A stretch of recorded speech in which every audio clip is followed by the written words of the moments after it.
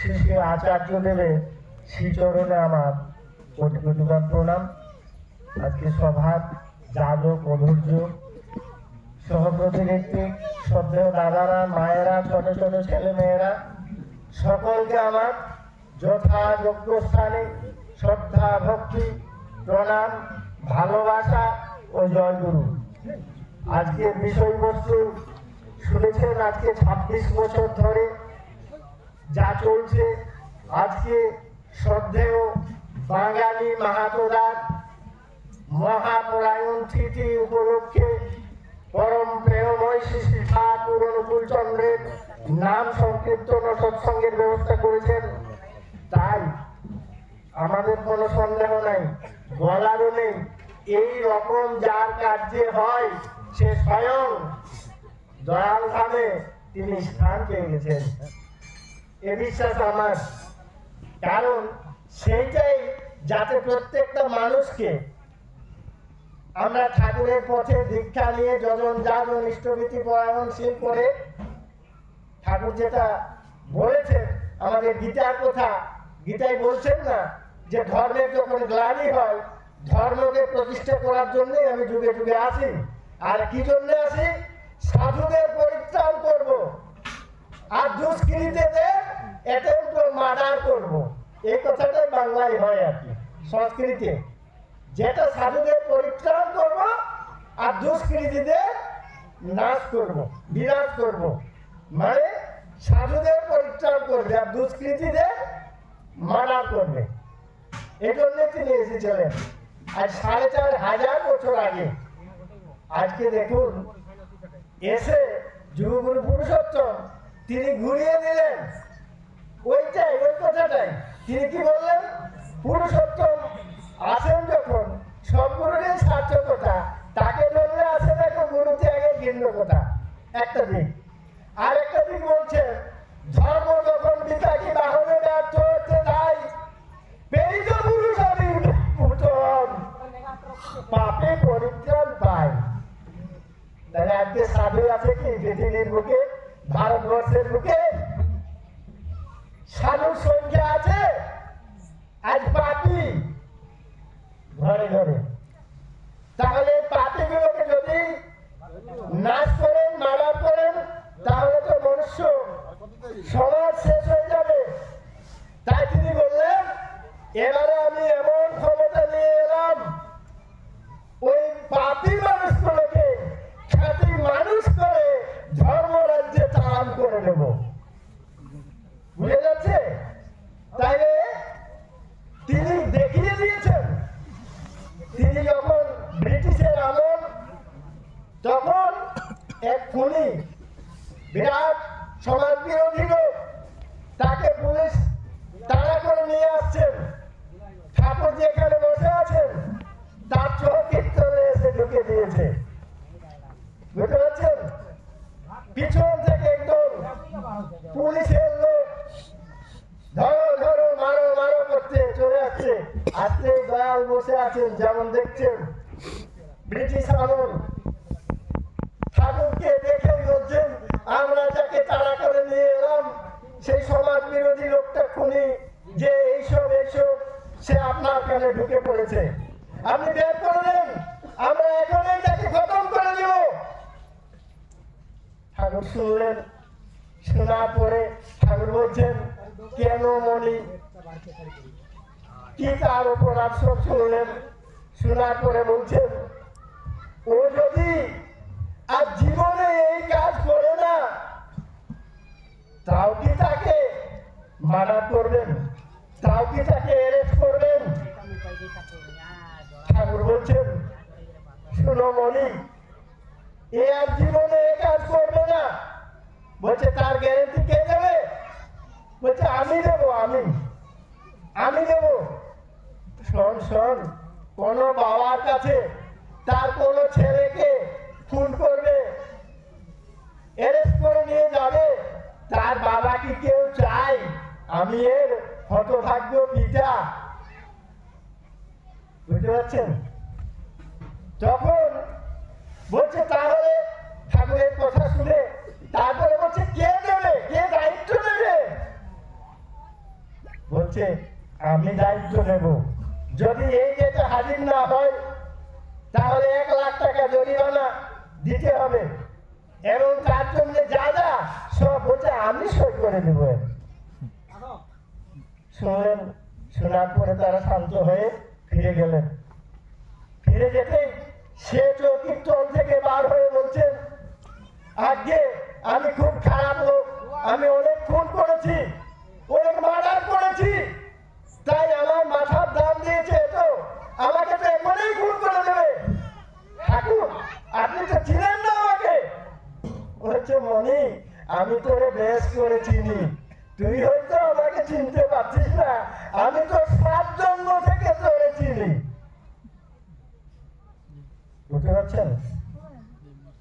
পরে ঠাকুর তার দীক্ষার কথা বললেন, দীক্ষা নিলেন, দীক্ষা নিয়ে স্বস্তি নিলেন, স্বস্তি নিয়ে সেই ব্যক্তি ঋত্বিক দেবতায় পরিণত করে দিলেন। যুগ পুরুষোত্তম, যুগগুরু কেন আসেন বুঝতে পারছেন? আজ সেই মহাপাপটা ধুয়ে মুছে সাফ করে নিয়ে যেতে আমাদের সেই স্বর্গ রাজ্যে তিনি চালান করে দেন। তাই দাদারা মায়েদের কাছে আমার করজোরে নিবেদন, আজকে আমার শ্রদ্ধেয় বাঙালিরা এখানে নাই, সে ইহজগৎ ছেড়ে চলে গেছে সেই জায়গায়। তাই শিশির পিতৃদেব বলতেন নাম করে যা, বর্দার বাণী, ঠাকুরের না এটা, বর্দার বাণী, নাম করে যা, কাম করে যা, किसी का नहीं है डर, यही दुनिया में सभी मुसाफिर, किसी का नहीं है घाट। আপনারা এমনি ভালোই বুঝেন, আমি তো পড়া পড়া বলছি। তাই বিষয়টা হচ্ছে, আমি বললাম বলি বাবা ভক্ত আছে, ভক্ত আছে, তখন তিনি হাসলেন, হেসে বলছেন, তখন বলি বাবা ভালো করে বুঝিয়ে দেন, তখন বলছেন স্টেশনে এই যে জসিদি থেকে কোথাও যাস কতক্ষণে? বলি আগে টিকিট কাটার পরে প্ল্যাটফর্মে ঘোরাফেরা করি, ট্রেনটা যতক্ষণ না আসে ততক্ষণ, আর ট্রেনটা আলে বলি আগে চলে যাই। বলছে ওই ওই। তাই আমাদের কাজ হচ্ছে নাম, আর এই যে কামটা কি, এই যে DPOR। আজকে এখানে কেউ থাকবে না, শ্রী ঠাকুর অনুকূল চন্দ্র তার জীবদ্দশায় তিনি দেখিয়ে দিয়েছেন। কি দেখিয়েছেন? আজ এই যে নাম করলে, আজকে এই গ্রামের, আমি বলছি এই কালাগুজু গ্রামের কেউ মরেছে আর ঘুরে এসে কি গাদা একার নিয়েছে, এমন কাজ করেছিল রে তোরা, এই কাজ কর, কি কারণ না? কেউ কি এসে ডাকে দিয়েছে, বলে দিয়েছে? কেউ নাই। তাই ঠাকুর দেখুন দেখিয়ে দিয়েছেন। কি দেখিয়েছেন? ঠাকুরের সেবক ছিলেন চূড়ামণি সিং বলে, ঠাকুরের সেবা করতেন, আর তার বউ কিন্তু বড় মান সেবা করতেন, স্বামী স্ত্রী থাকতেন। থাকার পরে সেবা করতে করতে, যেহেতু টাইম কম সংক্ষেপেই বলছি, তার বউ গেল মারা। যখন বউটা মারা গেল তখন চূড়ামণি সিং এর মন খারাপ হয়ে গেল।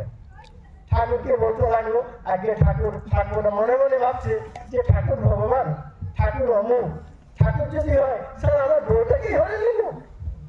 এই মন খারাপ করে বলছে ঠাকুর আর থাকবো না। তখন একদিন বলছেন, কেন চূড়ামণি, কি হয়েছে? বলছে আগে ঠাকুর বউটাই মরে গেল। ঠাকুর বলছেন তাতে কি হলো? বলছে আগে হলো না। তখন ঠাকুর বলছেন একদিন মারা যাবি, আমি তো মারা যাব। এখানে পৃথিবীর নিয়মই হচ্ছে, এখানে জন্মিলে মরতে হয়, কেউ থাকবে না। তো এই কথা হলো, তার ভেতরে কিন্তু বিশ্বাস আসছে না। তখন ঠাকুরের ঘরে গোটা রাত আলো জ্বলছে, ঠাকুর ঘুমাতে পারেনি। তারপরে সেই চূড়ামণি সিং তারা তো পাহা দিত। তখন তিনি বলছেন, আগে ঠাকুর গোটা রাত আপনার ঘরে আলো, আপনি ঘুমাননি? ঠাকুর বলছেন কই, আর ঘুমাতে দিচ্ছে কই? তখন বলছে আগে বলছে হ্যাঁ, আমি যখন থাকি, মানুষজন থাকে, তখন ওই অশরীরী আত্মাগুলো আমার কাছে আসতে পারে না। আর মানুষ যখন সব চলে যায়, আমি একা থাকি, তখন তারা এসে আমাকে অনেক অভিযোগ করে, ঘুমোতে দেয় না বলি। ঠাকুর বলছেন, তখন বলছেন যে আগে ঠাকুর তারা যখন আসে, তো আমার বউ ঠাকুর, মানে বউ পাগলা হয়ে গেছে, বুঝতে পারছেন? আমার বউ ঠাকুর বলছে তোর বউ এসেছে, বলছে তাই? তখন ঠাকুর বলছেন, যা কাল তুই শ্মশানের দিকে একটা চাঁদুয়া খাটাই চলে আয়, মানে শিকার করে আয়। করেছে, এসেছে রাত 11টার সময় দুটো লণ্ঠন নিয়ে হনহন করে। এখনো ঠাকুর পরিবারকে দেখলে বোঝা যায় তাদের সঙ্গে আমরা হাঁটতে পারি না, এমন হাঁটা তাদের। ঠাকুর সেরকম হাঁটতেন লণ্ঠন নিয়ে।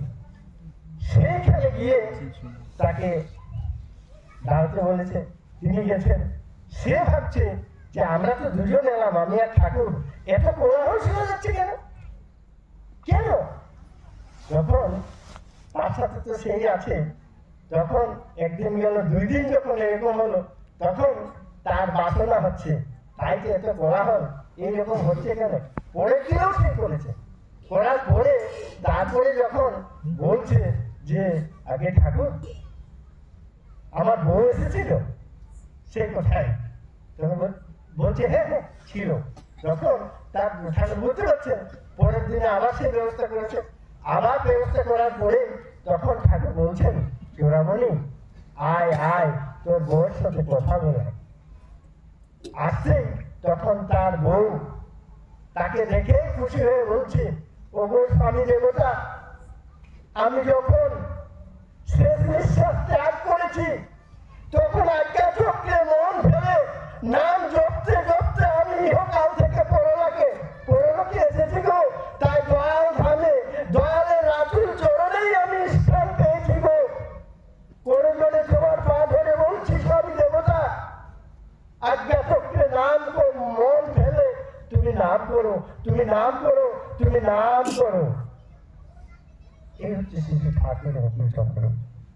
আজকের দিনে শ্রদ্ধেয় বাঙালিরা এরকম সন্তান সন্ততিদের জন্ম দিয়েছেন বলেই আজ 26 বছর ধরে রেখেছে। সাধ্য মানে শ্রদ্ধা থেকে, শ্রদ্ধা ধাতু থেকে সাধ্যকতার উৎপত্তি হয়েছে।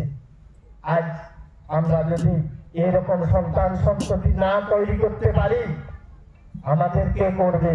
তাই এই দ্বিতীয়বার বর্তমান আচার্যদেব পূজনীয় অবিন বাবু আমাদের এত ধারার মধ্যে এইটা চালিয়ে দিতে, তাই ঠাকুর বলেছেন, তুমি এক প্রান্ত থেকে এক প্রান্ত যাদন করে আমার কথা বলে এফুর করে দিয়েছ, জীবন ধন জৈবন আমার চরণে সারেন্ডার করেছ।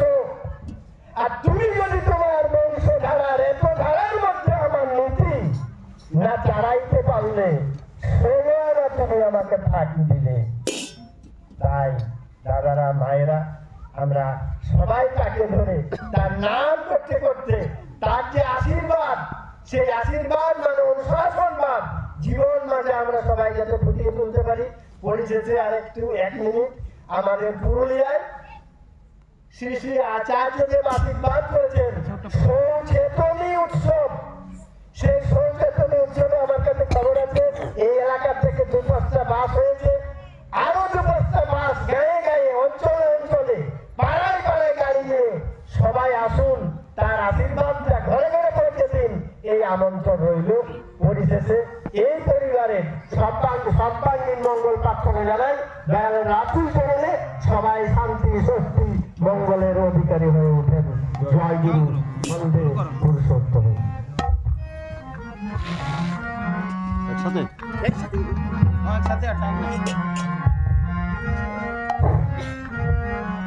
জয় রাধে রাধে কৃষ্ণ।